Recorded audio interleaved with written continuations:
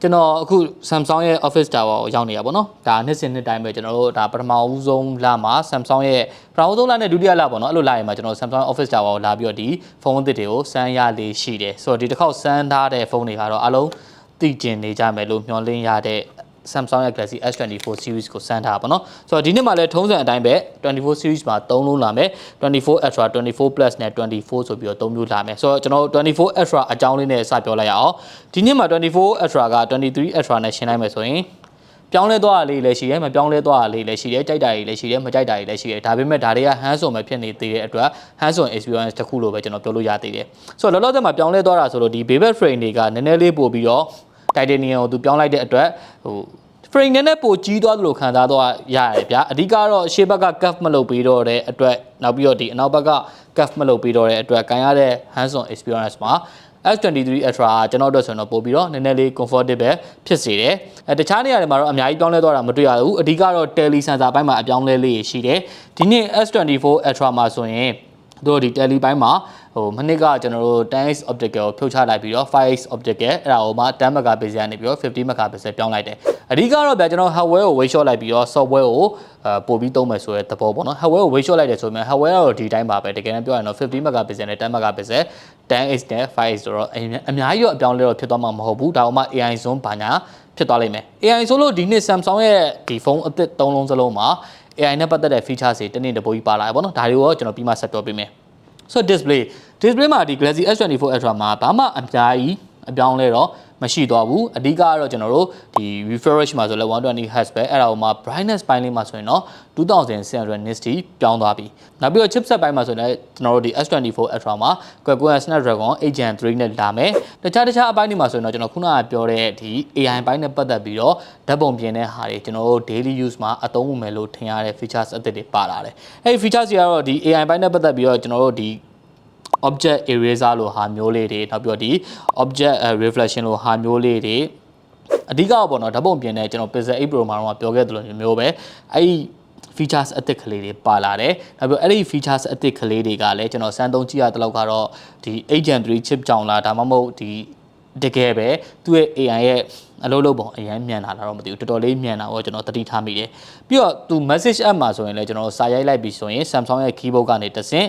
message app မဟုတ်ဘူးပေါ့နော်တခြားတပ်ပါတီ app တော်တော်များများကိုသူတို့ခုနကတော့ပြသွားခဲ့တယ်ဒါပေမဲ့တကယ်ကျွန်တော်ရေရှည်စမ်းသုံးကြည့်မှာပဲသိရမှာပေါ့နော်ဒီ Samsung ရဲ့ keyboard ကနေပြီးတော့ဒီစာလုံးပေါင်း grammar ပြင်လို့ရတဲ့ဟာတွေနောက်ပြီးတော့ spelling ပြင်လို့ရတဲ့ဟာတွေနောက်ပြီးတော့စာရေးတဲ့ writing style ပြောင်းလို့ရတဲ့ဟာလိုမျိုးလေးတွေတော်တော်မိုက်တယ်ဗျအဲ့ဒါလေးတွေပါလာတယ်ဒါပေမဲ့အဲ့ဒါတွေကကျွန်တော်မြန်မာစာအတွက်ဆိုရင်တော့ support မလုပ်သေးသလိုဒါကိုသုံးမယ်ဆိုရင်လည်းကျွန်တော်ဘာသာစကား73မျိုးထိပဲ support လုပ်ပေးထားသေးတယ်နောက်ထပ် AI နဲ့ပတ်သက်တဲ့တခြား features တစ်ခုက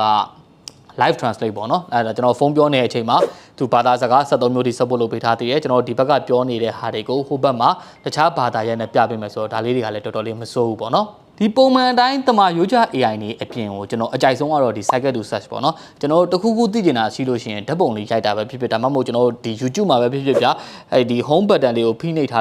ပြီးရတယ်ကျွန်တော် cycle လေးနှိပ်လိုက်တာနဲ့သူ့ရဲ့ Google ထဲမှာ search လုပ်ပေးတယ်ဆိုတော့ search လုပ်ပေးရဆိုတာဒီမှာနဲ့ပတ်သက်ပြီးတော့ကျွန်တော်ရှာပေးရပါတော့ဥပမာဒီ tower ကြီးကဘာကြီးလဲဒီဖျားเจ้าကဘာကြီးလဲဆိုတာကိုဒီမှာရှာပေးတာကမတရားမြန်တယ်ဒါကတော့ internet speed ကောင်းမှုနာနဲ့လည်းဆိုင်လိုက်မှာပေါ့နော်မတရားမြန်တယ်လို့တကယ် useful လည်းဖြစ်တယ်ဆိုတော့ဒီ features ကတော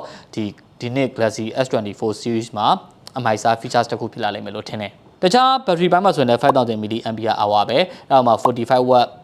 အားသွင်းစနစ်ပါလာမယ် wireless power share ဘာညာအကုန်လုံးပေါ့နော်ဒီဘိုင်းတွေကတော့အများကြီးပြောစရာမလိုတော့ဘူးဆိုတော့ overall ဒီ S24 Ultra လေးကတော့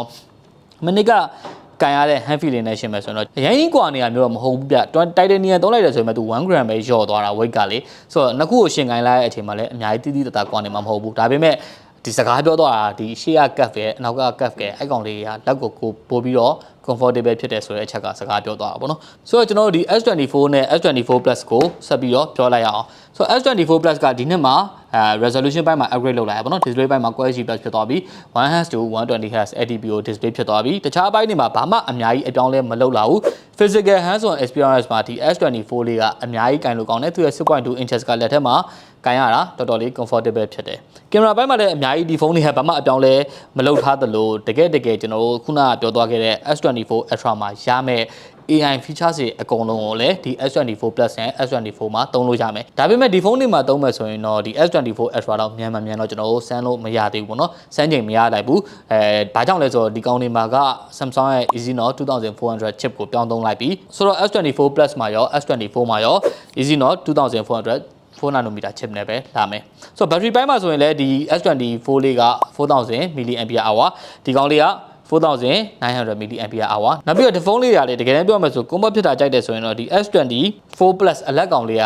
နည်းနည်းဟိုမရောက်ဒီမြောက်ဖြစ်တယ်လို့မြင်တယ်ဒီ S24 လေးကတော့ဟိုလက်ထဲမှာခံရတာ comfort တော်တော်လေးဖြစ်တယ် compact ကြိုက်တဲ့သူတွေအတွက်ရွေးချယ်စရာ option တစ်ခုလည်းဖြစ်ကောင်းဖြစ်လာနိုင်တယ်ဆိုတော့ကျွန်တော်ဒီနေ့ပြောသွားခဲ့တာတွေက Samsung ရဲ့ဒီ Galaxy S24 Series မှာဟိုကင်ခဲ့ရတဲ့ hands-on experience အတွေ့အကြုံတွေကိုပြန်ပြီးတော့ sharing လုပ်ပေးလိုက်တာပေါ့နော်ဆိုတော့ဒါနဲ့ပတ်သက်ပြီးကျွန်တော် review တွေ unboxing တွေအများကြီးလာအောင်ပါဆိုတော့ဒီ S24 Series နဲ့ပတ်သက်ပြီးတော့ဆက်ပြီးတော့စောင့်ကြည့်ပေးပါဦး